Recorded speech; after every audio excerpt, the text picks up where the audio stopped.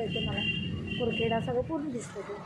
तर मी पाटलो पाटील बांबू महान्यूजमध्ये आपल्या सर्वांचं स्वागत. आज आपण गडचिरोली जिल्ह्यातील वडसापासून जवळ असलेल्या कुरखेडा या वनक्षेत्राच्या परिसरामध्ये आलेलो आहोत, जिथं महाराष्ट्राच्या वन विभागामार्फत महाराष्ट्र बांबू डेव्हलपमेंट बोर्ड ही जी महाराष्ट्र शासनाची बांबूच्या विकासाची कार्यरत अशी संस्था आहे, तर त्याच्यामार्फत इथं गडचिरोली अगरबत्ती प्रोजेक्ट सुरू करण्यात आलेला आहे.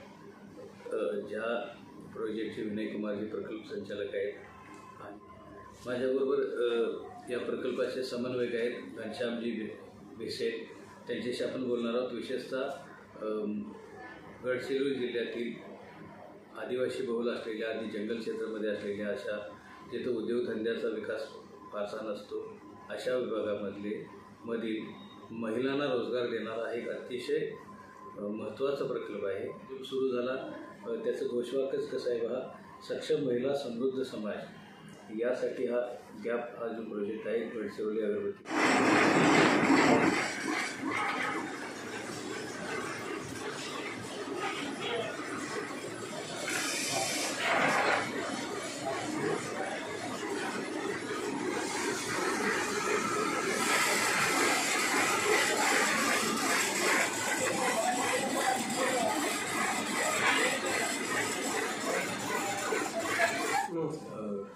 म्हणजे आपण या सुरुवातीपासून याच्यामध्ये आहे, तर थोडीशी हा प्रकल्प कसा सुरू झाला याबद्दलची थोडीशी माहिती आपण द्यावी असं मला विनंती करतो. गडचिरोली अगरबत्ती प्रकल्प हा 2011मध्ये वन विभागामार्फत सुरू करण्यात आला. त्यावेळेस तत्कालीन आमचे जे मुख्य वन संरक्षक होते TS रेड्डी सर, त्यांच्या संकल्पनेमधनं हा प्रोजेक्ट सुरू करण्यासाठी आम्ही काम सुरू हातात घेतलं. त्यावेळेस आमचं जे विजन होतं ते विजन काही खूप मोठं नव्हतं. जस्ट एक गडचिरोली डिस्ट्रिक्टमध्ये आपण इथले जे आदिवासी आहेत त्यांना आपण एक काम काहीतरी कामाची सुविधा जे घरी किंवा गावातच बसून करू शकतात याची काहीतरी व्यवस्था करायची. त्याच्यासाठी एक पायलट प्रोजेक्ट म्हणून आम्ही जस्ट लॉन्च केलेला होता. आणि त्यानंतर त्यावेळेसचे आमचे जे तत्कालीन गडचिरोलीचे कलेक्टर होते श्री अभिषेक कृष्णा सर, तर त्यांना पण ह्या प्रोजेक्टमध्ये थोडा जेव्हा आम्ही त्यांच्याशी बोललो तर त्यांनी पण आम्हाला एक सहकार्य केलं आणि फंडिंगसाठी IIT मधनं त्यांनी थोडंसं आणखी आम्हाला फायनान्शियल मदत दिली. चांगल्या पद्धतीने हा प्रकल्प सुरू करण्यासाठी आशा वाटली की अशा प्रकारचं काहीतरी काम करणं गरजेचं. म्हणजे आमचा प्लॅन होतं, म्हणजे वन विभागाचं प्लॅनिंग होतं की अगोदर आपण इथे जसं गडचिरोलीचं जे सर्कल आहे फॉरेस्टचं, त्या सर्कलमध्ये 4 डिव्हिजन आहेत: सिरोंचा, आलापल्ली, भामरागड, वडसा आणि गडचिरोली. तर त्यांचं एक सुरुवात आम्ही असं केलं पायलट प्रोजेक्टमध्ये की 4ही डिव्हिजनमध्ये 4 गाव आयडेंटिफाय केले आणि तिथल्या 10 मुलांना घेऊन आम्ही अहमदाबादला ट्रेनिंगला पाठवलं. आणि त्या 10 मुलांनी त्या युनिट्समध्ये प्रत्येक डिव्हिजनमधल्या एक युनिटमध्ये असे 4 युनिट आम्ही उभे केले. सिरोंचा डिव्हिजनमध्ये सिरोंचाला, भामरागड डिव्हिजनमध्ये भामरागडमध्ये, आलापल्ली डिव्हिजनला घोटमध्ये, गडचिरोली डिव्हिजनला देऊळगाव आणि वडसा डिव्हिजनला पोरला, असे 4 ठिकाणी आम्ही 4 युनिट सुरू केले. त्यानंतर जेव्हा कलेक्टर सरांचं त्याच्यामध्ये थोडा इंटरेस्ट आला, त्यांनी फंडिंगसाठी या सगळ्या गोष्टी केल्या. मग आम्ही ह्या प्रोजेक्टला किती मोठा स्केल करू शकतो त्याच्यावर काम करणं सुरू केलं. तर ह्यामध्ये आम्हाला शेड्स किंवा जी इन्फ्रास्ट्रक्चर हवं होतं त्याची पूर्ण जिम्मेदारी वनवासीसमध्ये ह्या सगळ्या गोष्टी अवेलेबल बाय द प्रोसेस. ह्या सगळ्या गोष्टींसाठी 2 वर्ष लागली. पण ह्या 2 वर्षामध्ये आम्ही जवळपास पूर्ण थ्रूआउट गडचिरोली डिस्ट्रिक्टमध्ये, तर गडचिरोली जिल्ह्याचा फिजिकली जिओग्राफिकली विचार करायचा झाला तर नॉर्थ साऊथ गडचिरोली डिस्ट्रिक्टचं नुसतं अंतरच, म्हणजे दक्षिण टोकापासून उत्तर टोकापर्यंतचं अंतरच 380 किलोमीटरच्या जवळपास दीर्घ पल्ला आहे. पण जर ईस्ट वेस्ट विचार केला तर ते हार्डली 100 किलोमीटर. पण ते स्ट्रेचमध्ये जास्त आहे. तरीही आम्ही याच्यामध्ये जवळपास पूर्ण गडचिरोली डिस्ट्रिक्टमध्ये 48 युनिट्स सुरू केले. त्या होत्या त्यावेळेस आम्ही पॅडल ऑपरेटेड मशीन्स, जे की मॅन्युअल मशीन्स होत्या, त्या मशीन्स आम्ही 1000 मशीन्स घेऊन 48 ठिकाणी काम सुरू केलं. ते सगळं करतपर्यंत आम्हाला जवळपास 2013पर्यंत आमचे 48 पूर्ण युनिट फुल फंक्शनिंगमध्ये होते, ज्याच्यामध्ये जवळपास आमच्याकडे 1000 मशीनच्या मागे प्रत्येक एक मशीन मागे 1 महिला, याप्रमाणे 1000 महिला, त्यांच्या मागे प्रोजेक्टचा स्टाफ आणि सुपरवायझर्स, असं सगळं मिळून जवळपास 1200-1250 लोकांना आम्ही इथे डायरेक्ट रोजगार देतो. तेही त्यांच्या थेट रोजगार. हो, 1200 कुटुंबांना आधार झाला. हो, डायरेक्टली म्हणा की इनडायरेक्टली म्हणा. आणि असे काही आमचे युनिट्स आहेत की जिथे आजपर्यंत कधी बस पण नव्हती गेली. बरोबर. आम्ही त्या ठिकाणी म्हणजे 6 महिने जिची कनेक्टिव्हिटी नाही राहत तशा ठिकाणी पण आम्ही जनरेटरवर युनिट्स चालवले, जी मिक्सिंगसाठी आहे किंवा बाकी काही गोष्टीसाठी इलेक्ट्रिसिटीची गरज आहे. अशा ठिकाणी जिथे पाण्याची व्यवस्था नाही तिथे नाल्याचं पाणी पंप करून घेऊन आलो. बरोबर. असंही काम केलेलं आहे. म्हणजे ज्या काही अडचणी आहेत त्या सर्व अडथळ्यावर मात करून बरोबर त्या गडचिरोलीमध्ये हे प्रकल्प कार्यरत होण्यासाठी कसोशीने प्रयत्न केला गेला. बरोबर.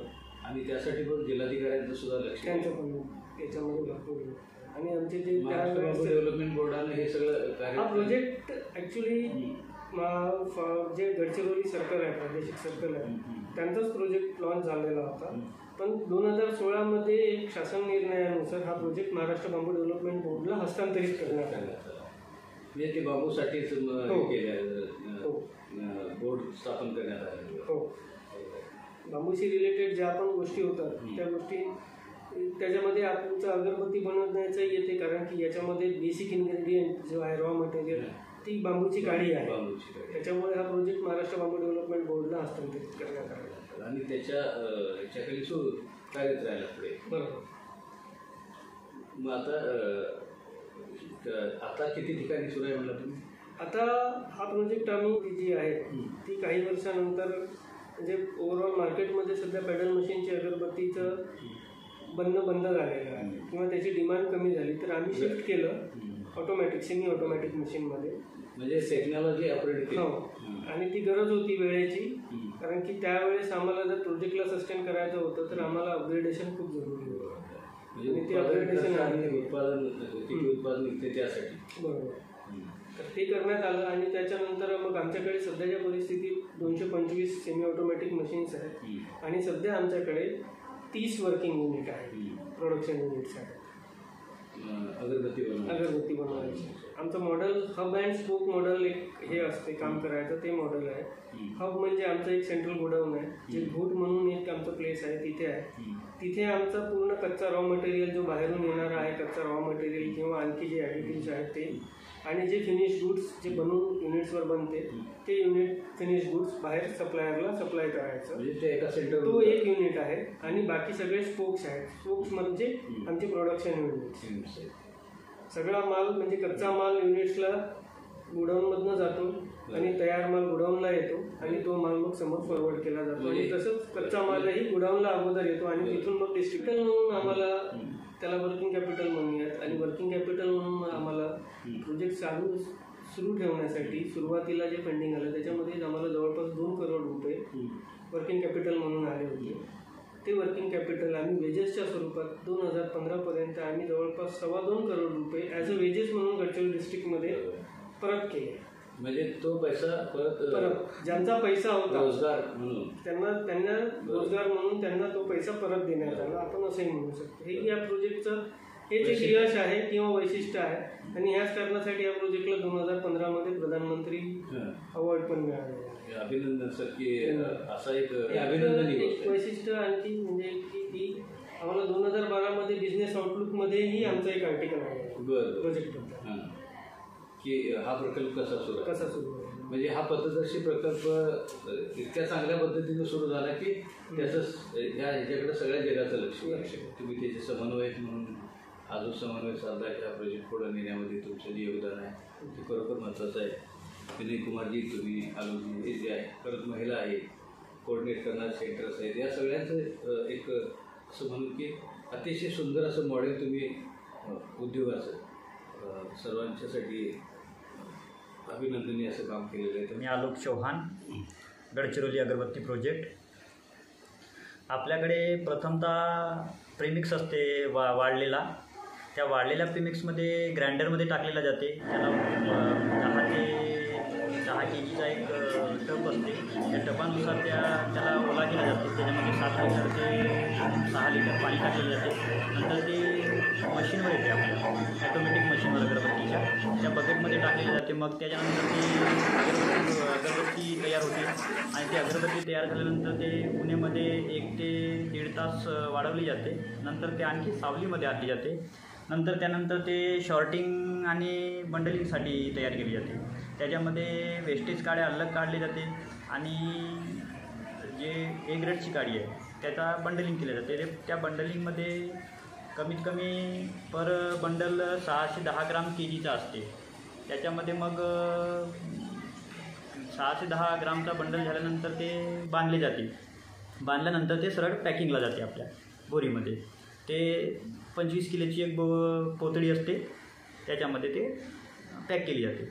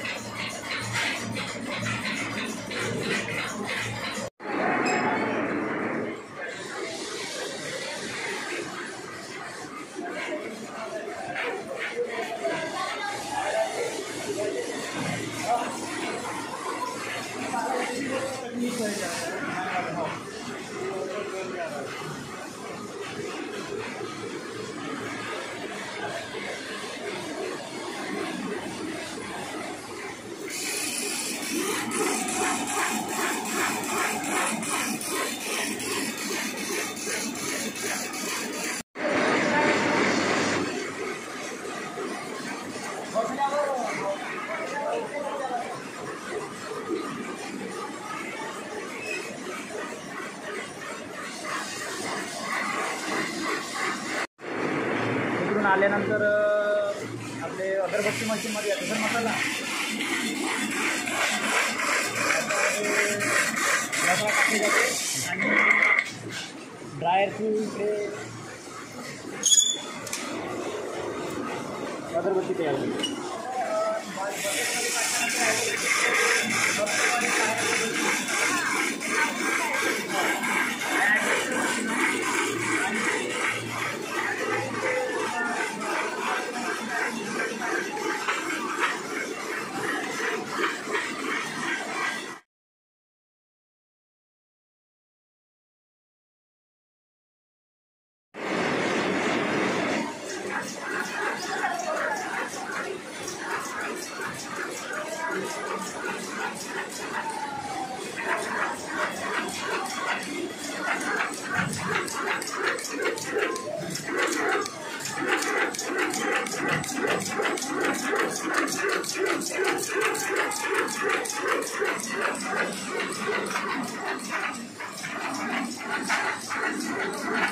हो मॅडम, हे 610 ग्रामचं वजन राहते KGमध्ये.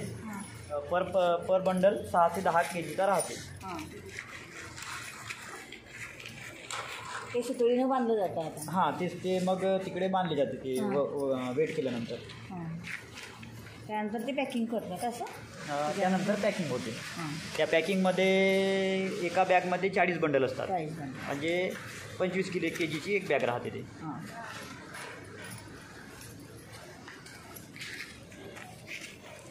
त्याच्यामध्ये ते रेडीवाले बंडल समोर आहेत आपले. हो.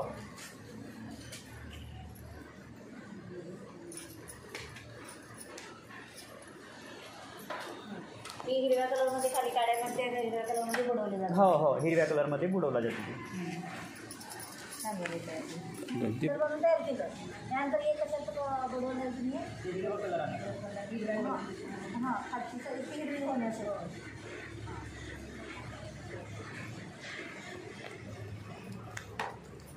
घ्या असं फोटो करून.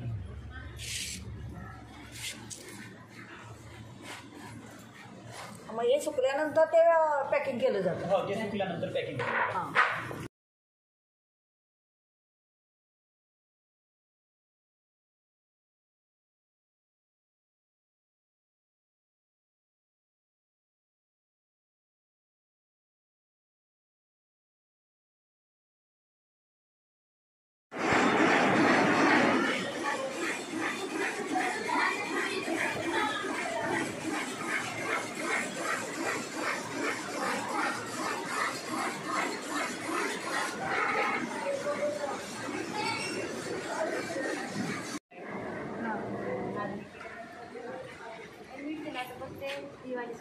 लूज काडी राहते त्याच्या फिरायला काय निघतात ती काडी निघते.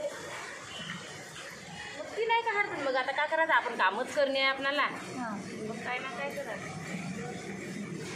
हा नवीन वाला माल हो. आता आजचा माल ना हो नाही नवीन नवीन माल आहे. हा